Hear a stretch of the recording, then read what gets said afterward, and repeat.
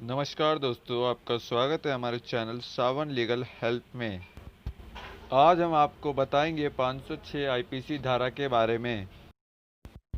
जो कोई भी आपराधिक धमकी या अपराध करता है तो उसे किसी एक अवधि के लिए कारावास जिसे 2 साल तक बढ़ाया जा सकता है, आर्थिक दंड या दोनों के साथ दंडित किया जा सकता है यदि धमकी मृत्यु या गंभीर चोट आदि के लिए है, और यदि धमकी मौत या गंभीर चोट पहुंचाने या आग से किसी संपत्ति का विनाश कारित करने के लिए या मृत्यु दंड या आजीवन कारावास से दंडनीय अपराध कारित करने के लिए या 7 वर्ष तक की अवधि के कारावास से दंडनीय अपराध कारित करने के लिए या किसी महिला पर अपवित्रता का आरोप लगाने के लिए हो तो अपराधी को किसी एक अवधि के लिए कारावास से 7 साल तक बढ़ाया जा सकता है या आर्थिक दंड या दोनों के साथ दंडित किया जा सकता है। तो और ये अपराध लागू कैसे होता है? पहला है आपराधिक धमकी या सजा, दूसरा वर्ष कारावास या आर्थिक दंड या दोनों। यदि धमकी मृत्यु या गंभीर चोट पहुंचाने आदि के लिए है तो सजा 7 वर्ष कारावास या आर्थिक दंड या दोनों। यह एक जमानती गैर संज्ञेय अपराध है और प्रथम श्रेणी के मजिस्ट्रेट द्वारा विचारणीय है। यह अपराध पीड़ित व्यक्ति के द्वारा समझौता करने योग्य है। यदि कोई भी व्यक्ति अन्य व्यक्ति को कोई आपराधिक धमकी देता है, जैसे कि किसी व्यक्ति को जान से मारने की धमकी देना या किसी को आग से जलाना या किसी की प्रॉपर्टी को आग से जलाकर खत्म करने की धमकी देना या किसी का रेप करने की धमकी देना या किसी व्यक्ति से बात मनवाने के लिए किसी आपराधिक तरीके से धमकी देना, उसे डराना, तो इस तरह की तरीके से धमकी देने से आपराधिक यानी क्रिमिनल धमकी कहलाती है। ऐसी धमकियां देने पर आईपीसी की धारा 506 लगाई जाती है।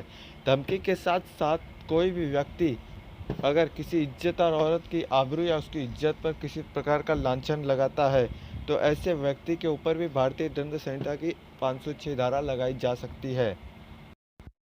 इस धारा को हम और सतर्कता से समझ सकते हैं, जैसे जब कोई व्यक्ति किसी अन्य व्यक्ति को उकसाने के इरादे से जानबूझकर उसका अपमान करे, इरादतन यह जानते हुए कि इस प्रकार की उत्सुकता उस व्यक्ति को लोक शांति भंग करने या अन्य अपराध का कारण हो सकती है।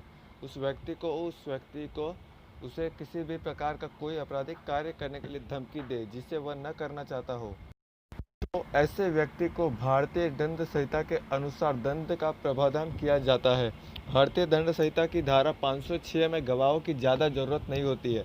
अगर पीड़ित यानी जिस व्यक्ति को धमकी दी गई है वह न्यायालय में जाकर साबित कर दे कि उसको इस बात के लिए धमकी दी गई है, तो यदि यह धमकी गंभीर चोट या मृत्यु के लिए दी जा रही है तो ऐसी स्थिति में भारतीय दंड की धारा 506 और 302 बहुत खतरनाक हो सकती है। इसमें सजा का क्या प्रावधान होता है वो हम आपको समझा देते हैं। यदि कोई व्यक्ति किसी अन्य व्यक्ति को आपराधिक धमकी देने का अपराध करता है, उसे भारतीय दंड संहिता की धारा 506 के तहत कारावास की सजा का प्रावधान दिया गया है, जिसकी समय सीमा को 2 वर्षों तक बढ़ाया जा सकता है। और कारावास की सजा के साथ ही साथ इस धारा में आर्थिक दंड का प्रावधान किया जाता है या फिर दोनों दंडों को एक साथ भी लगाया जा सकता है। आर्थिक दंड को न्यायालय अपराध की गंभीरता और अपराधी की हैसियत के आधार पर निश्चित करती है।